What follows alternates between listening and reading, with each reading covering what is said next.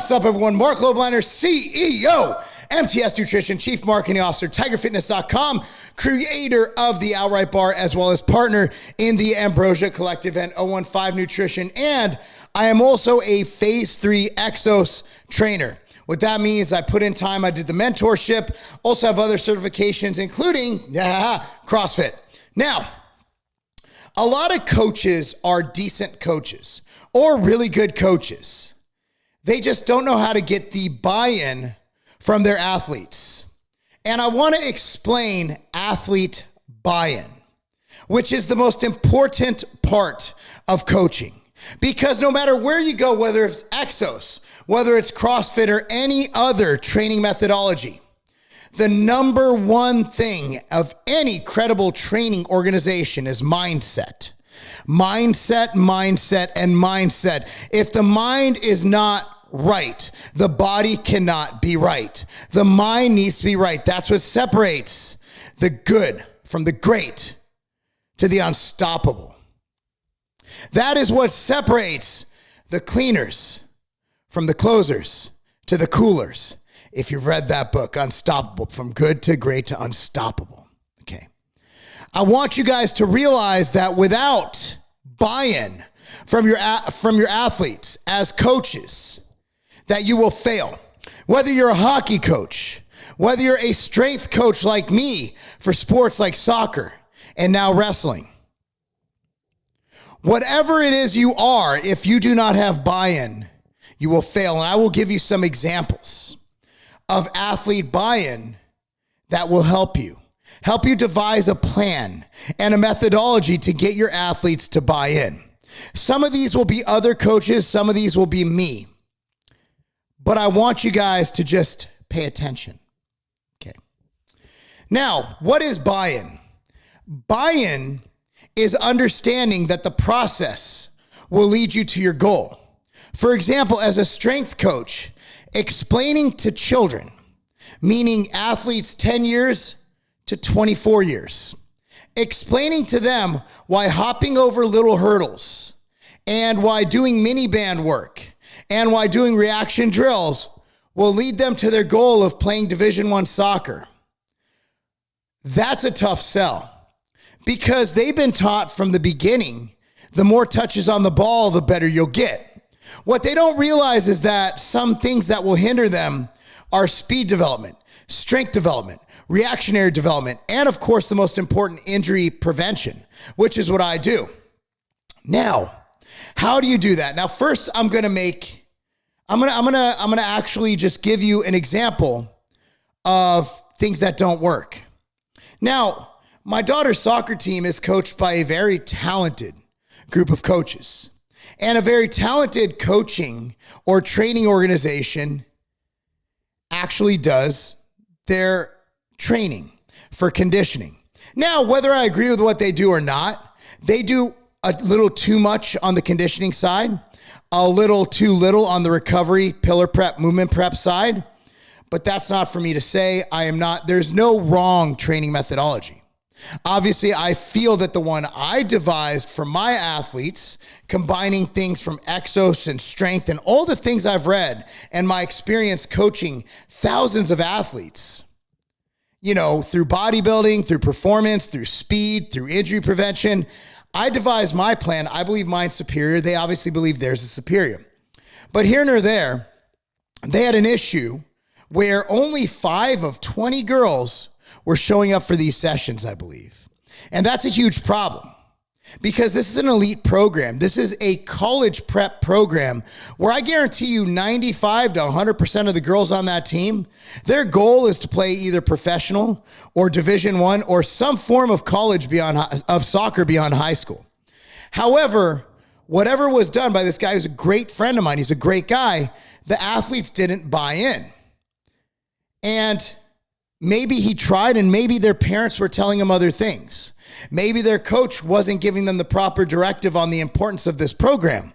But I guarantee you any kind of speed, strength, and skill development will benefit the athlete. Now, the problem is they were going to other facilities that were doing just the sport. And the sport is great. You need to learn the sport. But any coach who trains sport-specific movements is out of their friggin' mind. You know what sport-specific training is? It's called practice. What we do as strength and speed and injury prevention coaches is we help aid in the sport-specific performance. That's why you don't see me training kids standing on a Bosu ball, kicking a soccer ball while doing a deadlift at the same time. That's absolutely silly. And any trainer that recommends stuff like that is absolutely silly as well. So I'm going to give you an example of what I do. Now, when I was at Campton United in St. Charles, Illinois, I was met with a lot of resistance when I was tasked with bringing on the strength and conditioning and injury prevention program, which we called SAQs, okay? I was tasked with evolving that to be more injury preventative and to work on making them better athletes. We came off a season where 11 high school girls had non-contact injuries, mainly ACL. Non-contact meaning it was due to either exaggerated knee valgus. It was due to maybe some hip issues because of excess kyphosis, rounding of the back, all things that I was tasked to do.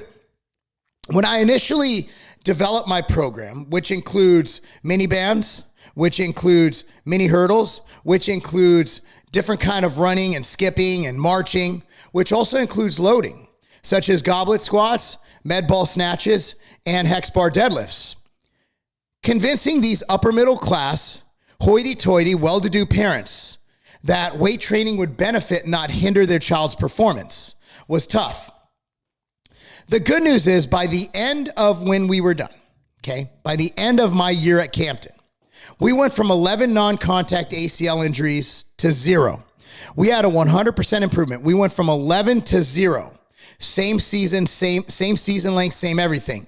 The only contact ACL injury we had was on a board member's child who didn't let her kids do my program. If that's not proof that my methods work, then I don't know what is. Numbers don't lie, and I have the numbers to back up my methodology. So how did I get them to buy in? How did I get the kids to show up? It was so awesome. We had the national championship team. The 2000 Campton girls were national champs. And when they were getting ready for college, they had an option. They had to do futsal as a part of the program to develop their foot skills. These are 17, 18-year-old girls, right? They actually got special permission, opted out of futsal to come to my program. I believe 5 of the girls, because they were getting more benefits from my program. They were noticing more explosion off the ball. They were noticing more stability in their turns. They were noticing their moves were that much better. They were noticing they were getting the ball that much faster. So how did I get this buy-in? Well, number one, we made it fun, okay? But I think a lot of coaches are like a lot of parents. And I'm guilty of this as a parent. Coach Marc, why should I do this? Well, because I said so. Coach Marc, why are we doing suicides before practice? Well, first of all, you shouldn't do suicides before practice. Or I can make an argument you shouldn't do suicides at all during the season. I do not believe exercise should be used as punishment, but that's neither here nor there, right? I need to be able to explain things. So I still do this in every session. And here's how I coach my 08 boys, which are U13 boys right now that I'm coaching at Tennessee Soccer Club. So what I do is I cannot do load-bearing movements. It's intra-season. I can't bring weights with me. I'm doing it on the field. I bring mini hurdles. I have mini bands. I have my kit with me. I carry it in my car at all times in case an athletic event breaks out. So coaches and parents, I want you to listen to this and listen to this very clearly. And before you do, I want you to subscribe to this channel and, of course, like this video and share with your friends. Unless, of course, they're a competitor, somebody on another team, then don't share it with them because I want you to beat them. Okay, let's say we are doing warm-ups, mini bands, okay? Now, I'm not going to go over the cues I give. I'm not going to go over chest out, butt down. Try to break the band with your legs. Do not bring your feet in close and shoulder width apart. What I'm going to do is go over my cues. Now, if I'm doing this work, like, guys, over time, your hip is going to become imbalanced with your other hip. If you're right-footed, your right hip is going to become imbalanced. And you're going to notice that you're going to have pain in your right hip. You won't be able to move as fast. Your career is going to end at 16, 17 years old, maybe in your 20s if you're lucky. What this is going to do is it's going to strengthen your hip. Also, by improving your hip strength, you're going to kick the ball further and harder, and your turns are going to be more stable because you have more stable hips. Oh, wow. Well, Coach Marc, I feel this a lot in my glutes. Well, that's great, because how you generate power to run is a lot from your glutes and your hamstrings. Why are we doing mini hurdles on one leg, going laterally? Well, when you're pivoting on the ball, are you pivoting on both legs? No, I'm pivoting on one. If your knee caves in and it's not strong, what happens? Well, I hurt my knee. Oh.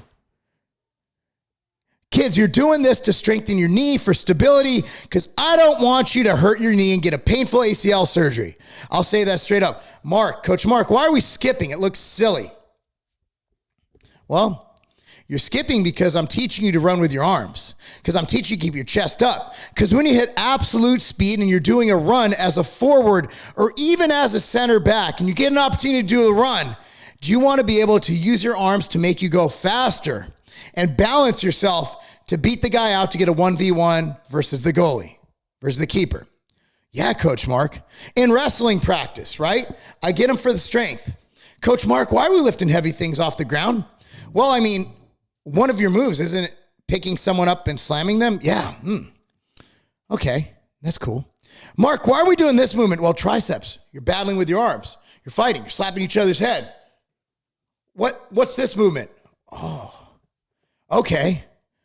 Coach Marc, why are we doing goblet squats? Well, you use your core a lot in wrestling, right? They have you do abs every practice, right? Yeah, I'm like, do you think of any ab exercise that's equivalent to holding 300 pounds up at your center of your body? Coach Marc, that's crazy. Basically, every exercise you do, I want you to tell these kids why they're doing it. And then here's an example. Our warm-ups for the first game of the tournament this weekend were absolute garbage. No matter what I did, the kids wouldn't focus. And I am old enough and smart enough to know that if a 13-year-old's attention is not in your court, you are not going to gain it back. We went through the warm-ups. They lost 3-2. They should have won that game. They would have been the tournament champions. Instead, they got runner-up. Okay, the second one. Kids, how'd you do this morning? We lost. How's your warm-ups? Garbage. Can you do some good warm-ups? I want you to dial it in. I want you to be focused. And then we can have some fun and kick this team's butt. Okay, Coach Marc, you got it. We won 4-1. So what do you think we did on the third game? I said, well, which time did you win? So the third game, we won 3-0. Same thing. What I'm getting at is you need to make examples of their actual performance. You need to get it while they're fresh. Kids, their attention span is that of a fruit fly. And a fruit fly only lives 24 hours. You need to make sure that you get in their dome and make sure that you tell them why we're doing it, what we did it. A lot of times coaches do a lot of stupid things. For example, I don't agree with this, but every team I've ever coached, their coaches do it. And I'm not one to tell them not to do their job as soccer coaches or wrestling coaches or baseball coaches or hockey coaches. Oh, if you mess up, you're doing push-ups. I literally take an hour off of work every day to work out and do things like push-ups. You know what I do? If you mess up, you get to sit and watch. You're coaching athletes who are paying upwards of $8,000 a year for travel soccer. That's right. ECNL is around $6,000 to $8,000 a year. These kids and their parents are bought in on them being the best athletes they can be. I had a kid who was an 03. He was a 15-year-old boy, okay? Back when I coached at Campton. Talented as all get out. But the kid messed around. And if he messed around, he would mess it up for the other 15 people in my session. So whenever he messed up, he knew I would make him sit and watch. After doing that twice, the second time he was begging me, Coach Marc, I promise I will never do that again, because he knew everybody else was getting better and he wasn't. Punish with inactivity. Punish with them not getting better. You should encourage these kids that exercise is fun. And what kind of mindset? Now, we are not just developing athletes. We are developing human beings. That was my motto at Campton. We're not just developing soccer players. We're developing great human beings. Here's the thing. If I'm teaching people, if I'm teaching these kids long term that exercise is punishment, what's that going to do when they stop playing soccer, they become inactive, they have a job? They might become obese. They might become inactive. They might have a negative connotation. What it is exercise does.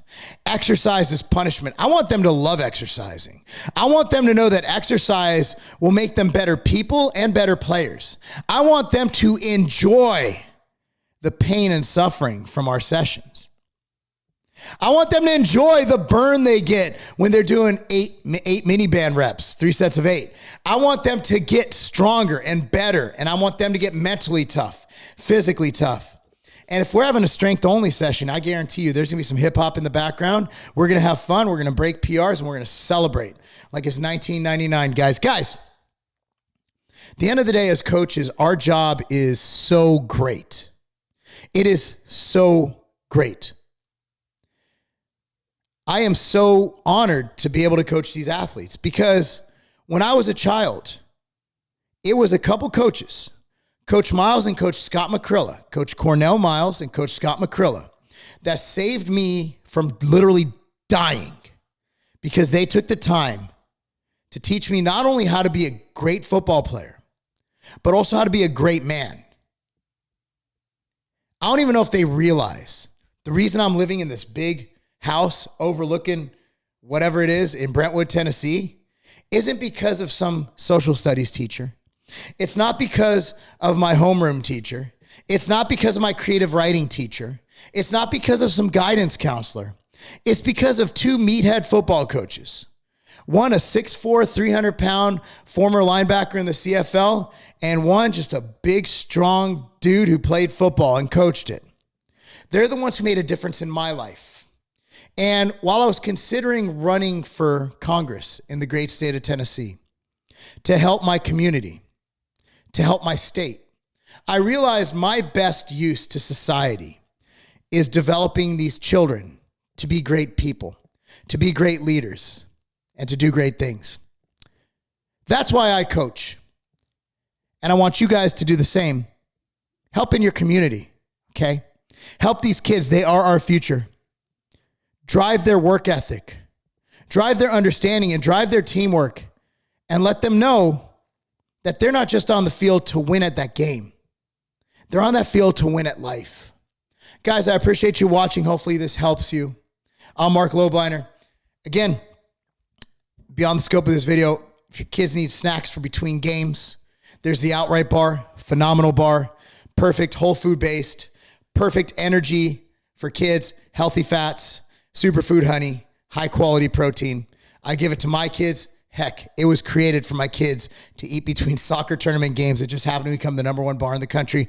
Guys, I really appreciate you watching. I'm Marc Lobliner. That's not a game. Man, I love me some chocolate chip cookies and milk.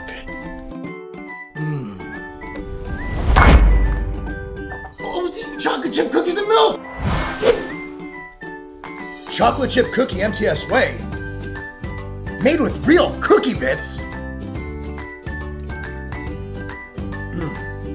Delicious.